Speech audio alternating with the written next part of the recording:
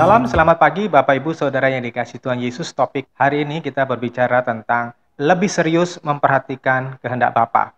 Firman Tuhan yang akan kita jadikan dasar adalah dari Matius pasal 19 ayat 20 sampai dengan 22. Orang muda itu berkata kepadanya, "Semua hal itu sudah aku taati, apalagi yang masih kurang?" Yesus berkata kepadanya, "Jika kamu ingin sempurna, pergi dan jualah semua yang kamu miliki, lalu berikanlah kepada orang miskin, dan kamu akan memiliki harta di surga. Dan mari ikutlah aku." Namun ketika orang muda itu mendengar pernyataan ini, ia pergi dengan sedih sebab ia sangat kaya. Bapak Ibu Saudara yang dikasihi Tuhan Yesus, dalam 2 minggu berturut-turut ini, saya berbicara tentang cara iblis merasuki seseorang. Dan saya buktikan tidak ada tempat yang aman dari jangkauan iblis dan roh-roh jahatnya selama yang bersangkutan masih membuka celah kepada dosa. Tidak peduli apakah dia seorang pendeta dengan gelar STH sampai S3 sekalipun atau seorang jemaat biasa, tidak peduli engkau memiliki karunia-karunia roh, penglihatan-penglihatan bahasa roh, atau engkau seorang jemaat yang tidak memiliki karunia-karunia yang luar biasa. Pengalaman saya selama 30 tahun, semua itu bisa dijangkau oleh si jahat ketika yang bersangkutan membuka celah. Salah satu cara kerja iblis adalah membuat seseorang puas diri dengan aturan keagamaan yang telah ia jalani selama ini. Kadang-kadang orang puas dengan pendidikannya yang tinggi, entah pendidikan sekular atau pendidikan teologi ya. Kadang-kadang orang puas dengan pengetahuan Alkitabnya karena dia sudah mengikuti beberapa kursus, ya, sudah aktif dalam pelayanan. Kadang orang puas dengan kesejahteraan ekonominya, ya ekonominya mapan dan usaha bisnisnya itu lancar dan berhasil begitu, punya banyak perusahaan, punya banyak pemasukan. Kadang-kadang orang puas dengan status sosialnya atau jabatannya, popularitasnya di dalam masyarakat, ya. Kadang orang merasa puas dengan pengalaman spiritual, pengalaman di dalam alam roh, karunia-karunia roh, kalau dia seorang Kristen yang aktif di dalam pelayanan. Dan kadang orang puas dengan kesehatannya karena tidak pernah sakit atau zona nyaman bersama dengan keluarganya, seperti kalau dia bisa berkumpul dengan istrinya, bisa berkumpul dengan suaminya, bersama berduaan, atau bersama dengan anak-anak. Nah, saudara yang dikasihi Tuhan Yesus, perhatikanlah Lukas pasal 14 ayat 18 dan 20 ya. Kepuasan yang saya contohkan itu bersifat sementara. Namun banyak orang tidak ada takutnya bahwa kepuasan itu akan berakhir dan mereka akan menghadapi kenyataan yang baru. Ketika seorang baru menikah, ya mereka masuk di dalam pernikahan yang masih muda, mereka lagi mendapat kembangnya, ya lagi mendapat senang-senangnya bersama-sama dengan pasangan pilihannya itu. Tetapi mereka tidak sadar bahwa pada suatu saat mereka akan mengalami perpisahan, entah karena kematian salah satunya atau karena masalah yang lainnya. Dalam Matius pasal 19 ayat 21 dikatakan, "Jika kamu ingin sempurna, pergi dan jualah semua yang kamu miliki, lalu berikanlah kepada orang-orang miskin, dan kamu akan memiliki harta di sorga, dan mari ikutlah aku." Saudara, yang harus kita perhatikan ada 3 frase. Pertama, jika kamu ingin sempurna. Yang kedua, pergi dan jualah semua yang kamu miliki, lalu berikanlah kepada orang miskin. Dan yang ketiga, ikutlah aku. Yang pertama kita bahas, yaitu jika kamu ingin sempurna. Kata yang penting pertama di sini adalah keinginan. Ya, ada keinginan. Lalu kata penting yang kedua adalah sempurna.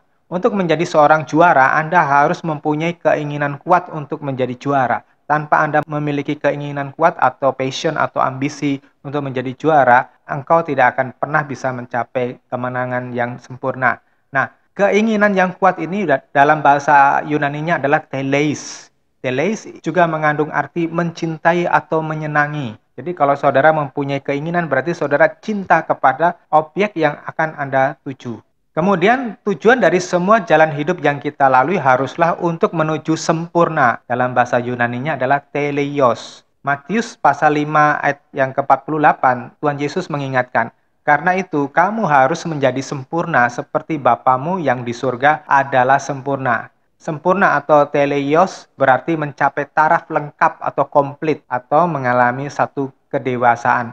Maka tanpa teleis atau keinginan, Anda akan tidak tahan lama atau Anda akan tidak bisa bertahan lama, tidak punya ketahanan, dan Anda akan cepat putus asa atau undur dan cepat bosan. Apalagi jika tujuan hidup Anda bukan untuk menjadi sempurna seperti Bapa, Anda akan cepat sekali kelelahan dalam perjuangan hidup ini. Sebab tidak ada dasar untuk memperjuangkannya, tidak ada tujuan yang jelas dalam hidup Anda. Ya.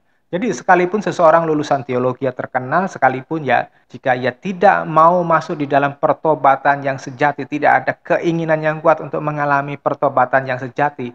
Dan pertobatan sejati itu berbicara tentang bagaimana Anda mau berubah. Berubah siapa dirimu, ini berbicara tentang karaktermu. Apakah engkau mau berubah karaktermu? Yang kedua, berubah apa keinginanmu atau apa kebutuhanmu. Ini berbicara tentang cita rasamu. Ya, apa yang menjadi need engkau, ya. Terus yang ketiga, berubah apa pandanganmu tentang Allah. Ini berbicara tentang mindsetmu. Anda tidak mau berubah, Anda akan gagal, dan jika Anda tidak memiliki keinginan untuk berubah, Anda akan gagal. Kekristenan Anda akan sia-sia. Tadi saya katakan tentang anak-anak muda yang lulus dari sekolah Alkitab atau sekolah tinggi teologi, ya. Kalau mereka tidak mau berubah, kalau mereka tidak mau bertobat, sungguh-sungguh tidak mau berjuang untuk mengalami pertobatan yang sejati, mereka hanya akan jadi pedagang di gereja atau sekedar mencari nama, penghormatan, pengakuan, tetapi tidak punya visi untuk menyenangkan Allah. Untuk itu saya mengajak, mari bersungguh-sungguhlah bertobat sesuai dengan takarannya Allah. Bukan sekedar beragama Kristen atau sekedar sibuk dalam kegiatan gerejawi. Nah, tandamu bertobat adalah engkau mau mengalami perubahan.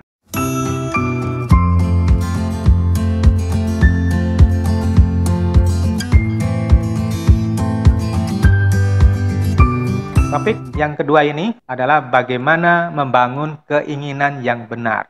Bapak Ibu, untuk membangun keinginan yang benar ini membutuhkan lingkungan rohani yang sehat, membutuhkan teman-teman rohani yang mendukung. Ada guru atau pengajar yang sehat, yang benar-benar membawa pesan ilahi, pesannya Tuhan, yang mengerti benar strategi perjuangan ini.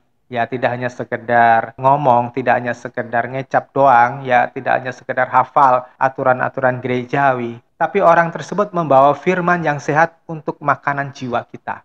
Maka di situ saudara berada di dalam satu lingkungan yang sehat, yang membangun roh saudara menjadi kuat, menjadi dewasa.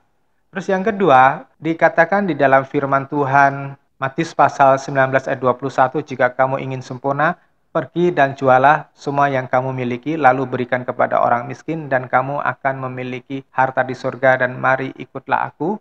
Perintah pergi dan jual harta, ini sejajar dengan perumpamaan tentang harta terpendam di Matius pasal 13 ayat 44. Kerajaan surga adalah seperti harta yang terpendam di ladang, yang ditemukan orang lalu disembunyikannya lagi, dan karena sukacitanya ia pergi menjual semua yang dipunyainya dan membeli ladang itu. Saudara, ini petani yang jujur, karena ladang yang dia gali tadi itu bukan ladang miliknya, tapi dia mungkin sewa atau dia pinjam, ya. Terus kemudian waktu dia mengolah tanahnya, dia menemukan harta terpendam tadi, dan dia sadar bahwa itu sebetulnya bukan miliknya, selama tanah itu belum menjadi miliknya. Oleh sebab itu, dia tutup lagi harta itu, terus kemudian dijual miliknya yang lama, ya rumahnya atau sawahnya yang lama, terus kemudian dari uang penjualannya itu dia beli ladang itu. Ini orang yang jujur, ya. Dan di dalam Lukas pasal 14 ayat 33, dalam terjemahan AYT, begitu juga dengan kamu masing-masing, tidak ada seorang pun di antaramu yang dapat menjadi muridku jika ia tidak menyerahkan seluruh kepunyaannya, ya seluruh hartanya. Dalam LAITB, demikian pula lah tiap-tiap orang di antara kamu yang tidak melepaskan dirinya dari segala miliknya tidak dapat menjadi muridku. Nah, saudara, di sini jelas ayat-ayat tadi mengatakan bahwa kalau saudara dan saya tidak melepaskan harta yang lama dan berpaling kepada Tuhan Yesus, maka kita tidak bisa dilayakkan menjadi murid Tuhan. Memang tidak salah sih memiliki kekayaan, harta yang berlimpah, banyak perusahaan, banyak usaha. Tetapi malangnya ketika orang sudah memiliki zona nyaman dan kelimpahan harta, popularitas, kekuasaan, seringkali ia mudah lupa diri dan hatinya terparkir di dunia ini. Dia lupa mengerjakan hal yang berhubungan dengan kekekalan di sorga. Nah, dalam kasus anak muda dalam Matius pasal yang 19 tadi, ya anak muda yang kaya, Tuhan sangat tahu apa yang ada di dalam hati anak muda tadi dan apa yang akan terjadi pada anak muda tersebut jika dia tidak melepaskan harta duniawinya. Karena hatinya itu seperti kayak Yudas Iskariot yang masih terpincut, masih terikat, masih terpesona dengan harta, sehingga dia bisa mengkhianati Tuhan pada masa yang akan datang. Oleh sebab itu Tuhan berusaha mengingatkan tentang bahayanya bila tetap melekat pada harta dunia. Walaupun anak muda tadi itu sebetulnya adalah sosok agamis yang taat sejak muda. Ya, terbukti pada ayat sebelumnya anak muda itu mengatakan bahwa dia sudah melakukan semua hukum Taurat tanpa cacat ketika dia masih muda. Namun harta yang lama itu juga bisa berupa karakter lama, kebiasaan lama, cara berpikir lama yang tidak cocok dengan Allah. Memang semua yang lama yang kita pegang belum tentu tidak cocok dengan selera masyarakat dunia. Sebagiannya sih malah sangat match atau pas dengan tatanan dunia. Misalnya, orang berhura-hura dalam pesta pora, orang memiliki kekayaan dan menunjukkan kekayaannya, orang bergaya dengan barang-barang yang trended, orang senang dengan pujian. Nah, itu adalah hal yang wajar di dalam tatanan dunia. Saudara yang dikasihi Tuhan Yesus, dunia ini mengalami banyak perubahan. Jika dulu tatanannya itu didasarkan pada agama, masyarakat sangat agamis ya, baik di Eropa atau di Asia begitu. Tapi sekarang orang mulai melupakan. Ya, orang menganggap bahwa Tuhan itu tidak ada. Sehingga yang menjadi Tuhan mereka itu adalah hak asasi manusia. Atas nama hak asasi manusia, orang bisa melakukan segala hal. Itu sebabnya di beberapa negara LGBT, lesbian, gay, biseksual, transgender, dan seks bebas, kumpul kebo, mabuk-mabukan. Bagi beberapa wilayah di dunia ini, terutama di negara-negara barat, itu tidak menjadi masalah lagi dan dianggap lumrah. Walaupun dalam pandangan kita itu jelas bahwa itu tidak berkenan kepada Allah.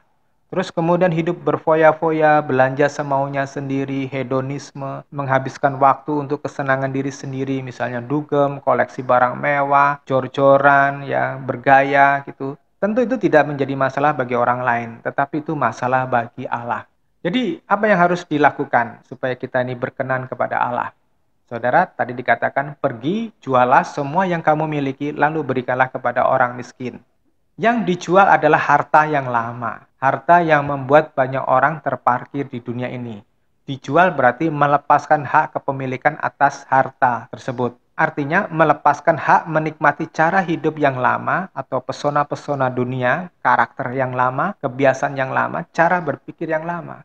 Jual hartamu artinya lepaskan hak bersenang-senangmu dan serahkan waktumu ya yang kau selama ini habiskan untuk bersenang-senang sendiri itu diserahkan kepada Tuhan. Terus yang kedua, lepaskan apa yang menjadi kebanggaanmu yang seringkali memerangkapmu menjadi satu dasar kesombongan. Lepaskan harga dirimu karena di dalam harga diri itu seringkali orang melakukan perbuatan-perbuatan yang sangat jahat. Di dalam harga diri orang bisa melakukan pembunuhan, orang bisa membenci saudaranya karena harga dirinya terusik, orang bisa melakukan perang seperti para pemimpin-pemimpin yang harga dirinya terusik, maka dia melancarkan perang. Lepaskan kesenangan yang menawan diri, yang menghalangi hubungan kita dengan Tuhan. Karena banyak kesenangan-kesenangan sebetulnya itu merampas kita dari hadirat Tuhan, yang membuat kita ini berjinah atau berselingkuh dengan dunia ini. Seharusnya kan kita nempel terus sama Tuhan, tapi karena kesenangan itu kita terenggut dan kita habiskan waktu hanya untuk kesenangan dunia. Nah, setelah Anda bisa menjualnya, maka Anda bisa berkarya bagi orang miskin, ya, orang yang tidak mengenal jalan Tuhan, orang yang masih di dalam kegelapan, orang yang masih terhilang. Orang miskin berbicara tentang orang-orang yang dikirim oleh Tuhan kepada Anda untuk Anda layani, untuk mendapat kesaksian hidup Anda. Jadi mau tidak mau, hidup Anda harus jadi terang, harus menjadi garam bagi orang-orang tersebut. Jadi jelaslah, jual harta yang lama itu demi untuk melayani orang lain. Karena harta yang lama tadi itu bisa jadi penghambat untuk saudara melayani orang lain. Tetapi kalau saudara sudah merasa tidak punya apa-apa kecuali Tuhan, maka apapun yang Anda miliki itu akan dipakai untuk memuliakan Tuhan. Demi untuk melaksanakan tugas dan panggilan dari Tuhan. Nah, supaya harta yang lama tidak menjadi batu sandungan, maka saudara inilah kesempatan saudara untuk melepaskannya. Inilah kesempatan saudara untuk bertobat sungguh-sungguh. Sekarang bagaimana dengan Anda? Sebagian dari Anda sih saya tahu masih sulit melepaskan harta yang lama, sulit melepaskan karakter yang lama, sulit untuk melepaskan cita rasa yang lama yang berlawanan dengan kehendak Tuhan, sulit melepaskan pola berpikir yang lama. Mengapa? Karena Anda belum dapat melihat, pertama, kerugian memelihara harta lama. Terus yang kedua, keuntungan jika memiliki harta sorgawi.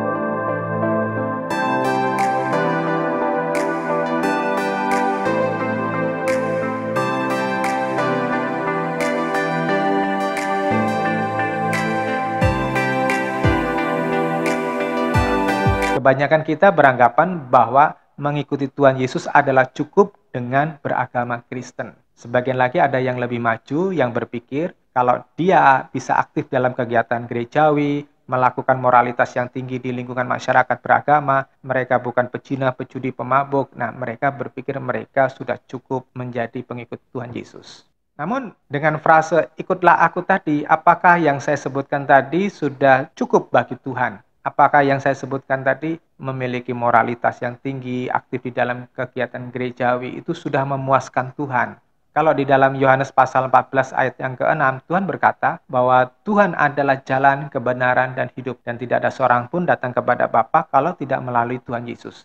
Maka siapapun Yesus dalam pandangan Anda, tidak ada yang lain yang bisa dipakai oleh kita untuk mencapai Allah Bapa. Tidak ada jalan selain Tuhan Yesus untuk mencapai Allah Bapa. Dalam arti, tidak ada satu jalan pun yang bisa mendekati tahta Bapa Surgawi. Kecuali Anda hidup berjalan sesuai dengan kebenaran yang diajarkan oleh Yesus sendiri.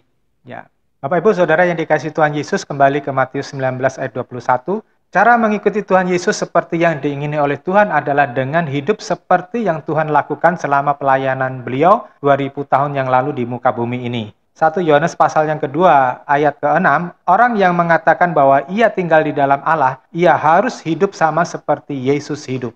Maka saya hanya melihat satu-satunya jalan atau satu-satunya cara jika Anda mau benar-benar ingin sempurna dan jika Anda benar-benar serius ingin melakukan kehendak Bapa, yakni Anda harus benar-benar mau membayar harga membeli cara hidup Tuhan Yesus. Dan gaya hidup Tuhan hanya ada satu, yaitu melakukan kehendak Bapa dan menyelesaikan pekerjaannya. Yohanes pasal 4 ayat yang ke-34.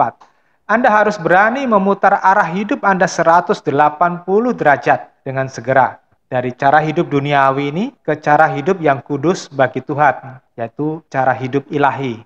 Mengapa saya katakan harus segera? Karena semakin Anda berlambat-lambat, makin lama Anda bertobat, akan makin sulit berubah dari hidup lama Anda. Saya memberikan istilah sirosis dosa. Ini adalah pengerasan naluri dosa pada orang-orang yang tidak mau berubah atau orang-orang yang tidak mau bertobat. Dan ini sesuai dengan 2 Korintus pasal yang ke-4 ayat yang ke-3 sampai yang ke-4. Bahkan jika Injil kami masih tertutup juga, Injil itu tertutup untuk mereka yang akan binasa. Yang diantaranya ilah dunia ini telah membutakan pikiran mereka yang tidak percaya sehingga mereka tidak dapat melihat terang kemuliaan Injil Kristus yang adalah gambar Allah.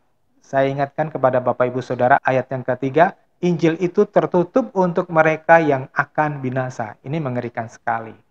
Meskipun tren orang Kristen saat ini jadi Kristen itu biasanya karena mau diberkati, mau mengalami kuasa mujizat atau mengalami tanda-tanda ajaib, sign and wonder. Saya harus mengingatkan kepada Anda semuanya bahwa dasar pengajaran Tuhan Yesus dan rasul-rasulnya dari seluruh perjanjian baru itu tidak pernah menyentuh kehidupan kesejahteraan atau kemakmuran, kelimpahan harta, atau hal-hal yang penuh dengan sensasi jika kita mengikuti Tuhan Yesus. Sebaliknya, Matius pasal 16 ayat 24, kemudian Yesus berkata kepada murid-muridnya, jika ada yang mau mengikuti aku, ia harus menyangkal dirinya sendiri, memikul salibnya, dan mengikut aku. Ayat 25, karena siapa yang ingin menyelamatkan nyawanya akan kehilangan nyawanya, akan tetapi siapa yang kehilangan nyawanya karena aku, ia akan mendapatkannya.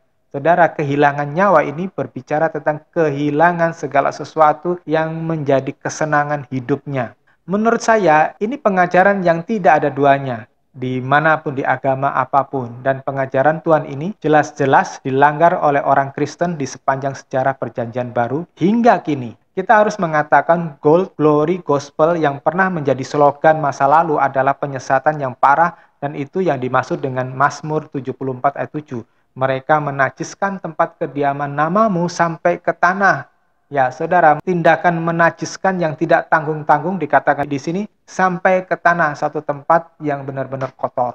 Saudara-saudara, kita sudah mewarisi sejarah yang buruk, kita mewarisi pengajaran yang diselewengkan, kita mewarisi pengajaran yang dibuat oleh orang-orang yang semaunya sendiri, sehingga orang-orang Kristen tidak sadar dirinya sudah meleset jauh dari rencana penebusan Kristus. Saya mengajak saudara-saudara kembali kepada pengajaran Injil yang murni, walaupun itu tidak mudah. Seorang murid bertanya kepada saya, saat Tuhan sedang membentuk kita, tetapi kita tidak punya kerendahan hati, kita mulai semaunya sendiri, apakah Tuhan tidak lagi mau membentuk kita? Saudara, sesuai yang ditulis di dalam Alkitab, misalnya di dalam Hosea pasal 8 ayat yang ke-7, siapa yang menabur angin akan menuai badai, Galatia pasal 6 ayat yang ke-7, sekali-kali Allah tidak mau dipermainkan.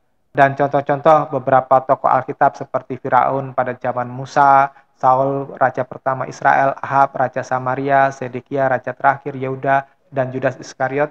Tampaknya memang benar kita tidak boleh mempermainkan kesempatan yang diberikan oleh Allah. Saya sangat memperhatikan sabda Tuhan Yesus di dalam Yohanes pasal 5 ayat 14. Sesudah itu Yesus bertemu lagi dengan orang itu di bait Allah dan berkata kepadanya, "Dengar, kamu sudah sembuh, jangan berbuat dosa lagi supaya tidak terjadi hal yang lebih buruk kepadamu." Pesan tersebut sangat jelas, sama seperti peringatan Paulus di Roma pasal 6 ayat 1 dan 2.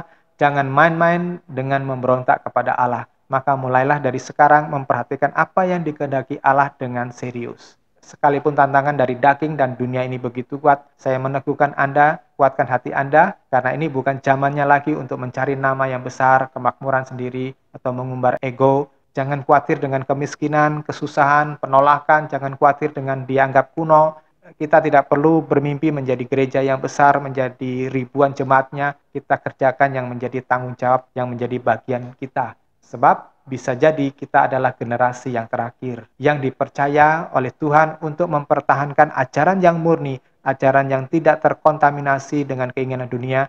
Mari berjuang bersama dengan saya, sampai suatu saat kita melihat Tuhan tersenyum menerima kita. Amin.